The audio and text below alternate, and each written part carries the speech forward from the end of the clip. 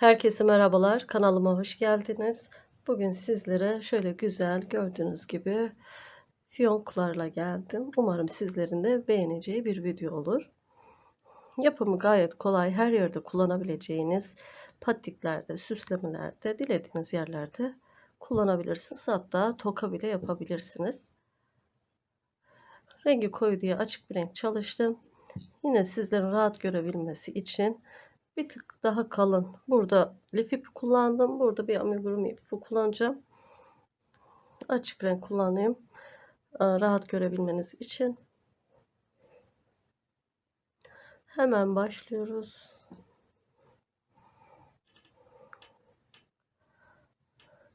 İpimi sabitledim. 22 tane zincir çekiyorum. 22 tane zincir çektim. Hemen çektiğimizde zaten batamıyoruz. Hemen yanındakine bir sık iğne yapıyorum.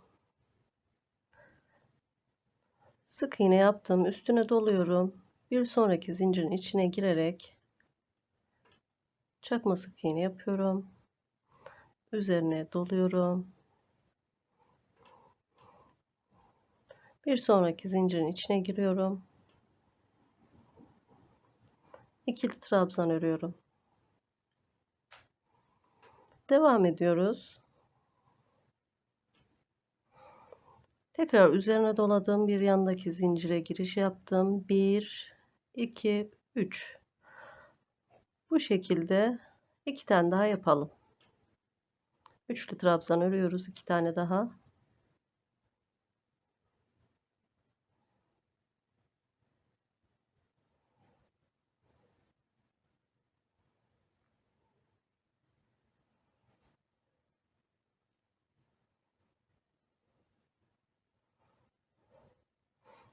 Üçlü trabzan ördükten sonra tekrar üstüne dolayıp bir sonraki zincirin içine giriş yaparak ikili bir trabzan örüyorum. Tekrar üzerine doluyorum. Bir sonraki zincire giriş yapıyorum. Çakma sık iğne yapıyorum. Bir sonraki zincire girip sık iğne örüyorum. Bir tarafı bitmiş oldu. Devam ediyoruz. Bir sonraki zincirden burada kaydırma yapıyoruz. 1,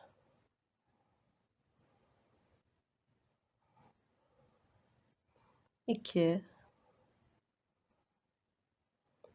3 tane. Orta kısmı için 3 tane kaydırma yaptık. Tekrar devam ediyoruz. Bir sonraki zincire bir tane sık iğne. Tekrar üzerine alıyorum. Bir tane çakma sık iğne. Tekrar üzerine alıyorum. Bir sonrakine ikili trabzan.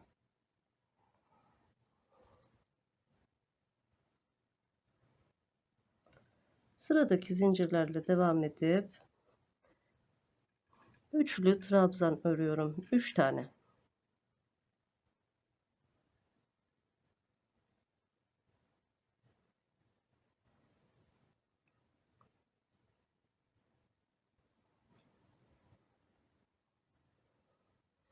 Trabzanımı ördüm. Üzerine tekrar dolayıp ikili trabzan, bir tane çakma sık iğne,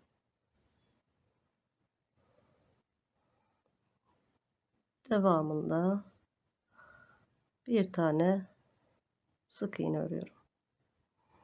Evet, üst kısmı bu şekilde gördüğünüz gibi tamamladık. Arka tarafına dönüyoruz. Bir tane zincir çekiyorum.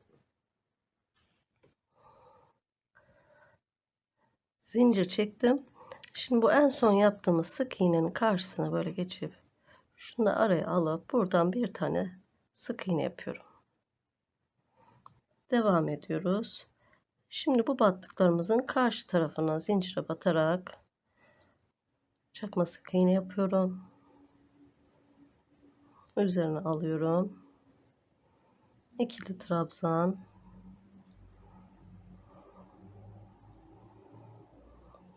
devamında sıradaki üçlü trabzanları örüyorum.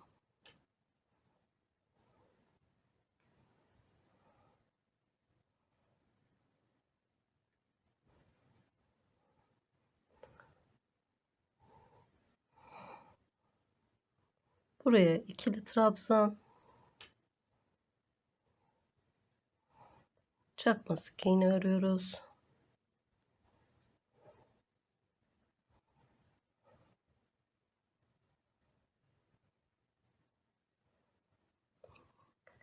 Hemen yanına bir tane sık iğne örüyorum.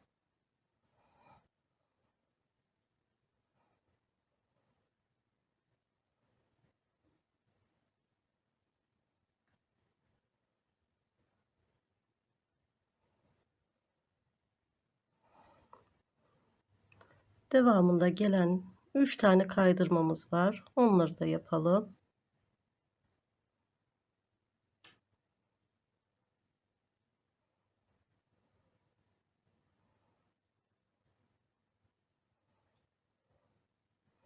Üç tane kaydırmamızı yaptık.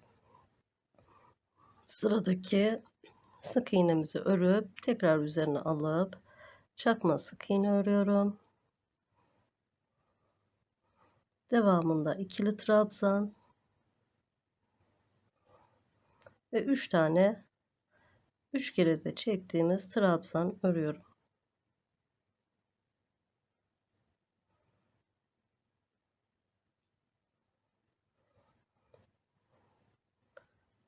Devamında ikili trabzan, çakma sık iğne ve bir tane buraya sık iğne örüp ilk yaptığımızın da şöyle içine girerek bir tane kaydırma yapıp zincir çekip ipimi kesiyorum. Evet, ipimi kestim. Bakın şöyle. Hemen bağcık kısmına geçelim. 20 tane zincir çekelim.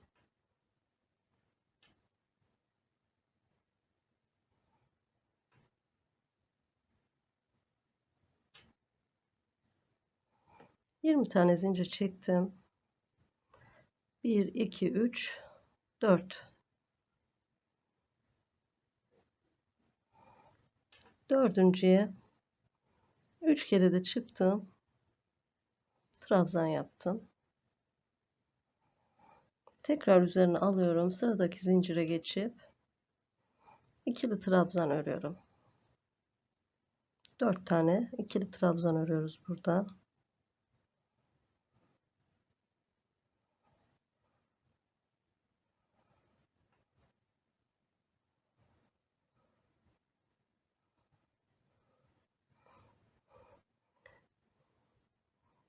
Devamında bir tane çakma sık iğne,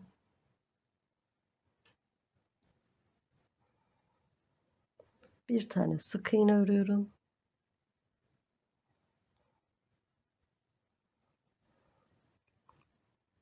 Üç tane de kaydırma yapıyoruz. 1 2 3. 3 tane kaydırma yaptık. Tekrar buraya bir tane sık iğne örüyorum.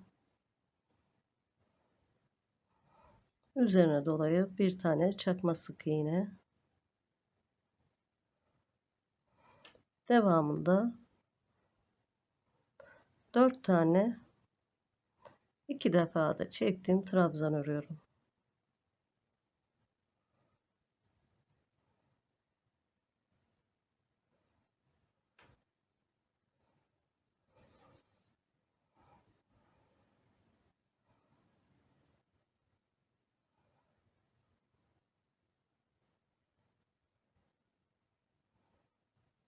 Dördüncüyü yaptım. Bir tane de 3 kere de çektim. Trabzan örüyorum. 3 tane zincir çekiyorum ve son ördüğümü dibine kaydırma yöntemiyle kapatıyorum.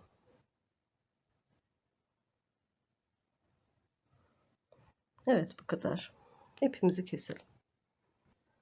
İplerimizi kestikten sonra temizleyelim. Küçük parçanınkini temizledim. Böyle arka tarafa alıp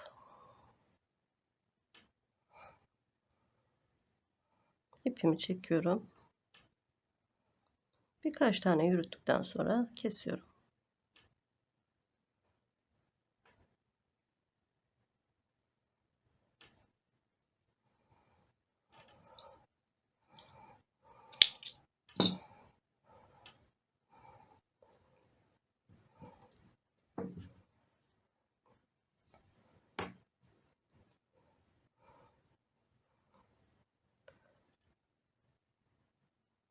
Şöyle tam üst üste gelecek şekilde alıyorum şu 3 tane kaydırma yaptığımız yerlere.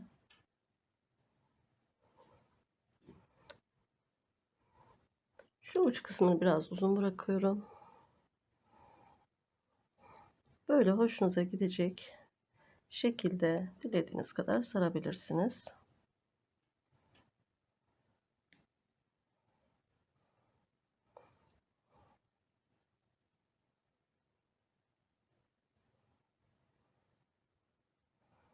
Evet. İpimi tekrar kesiyorum. Arka taraftan bağlayacağım.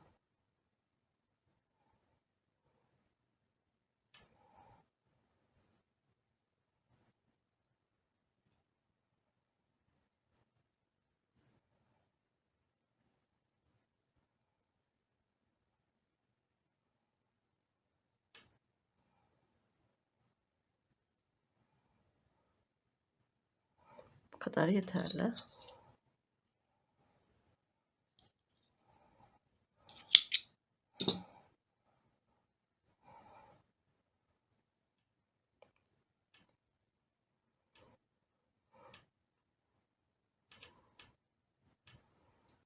Evet. Bu şekilde güzel bir fiyonk oldu.